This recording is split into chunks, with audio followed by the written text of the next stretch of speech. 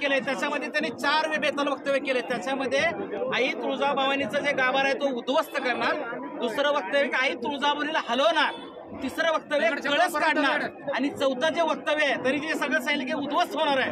हे संबंध महाराष्ट्राला जे काय भाविक आहेत त्यांच्या भावना दुखाचं त्यांनी वक्तव्य केलेलं आहे आणि हे वक्तव्य आम्ही तुळजापूरवासी अख्ख्या धाराशिव जिल्हावासी कुणी सहन करणार नाहीत। त्यांनी कुठला आधार हे वक्तव्य केलं की आई तुळजाभवानीचा गाभारा उद्ध्वस्त करणार, त्याला कोणी लिखित दिलंय का, जिल्हाधिकाऱ्यांना पुरावा दिलाय का?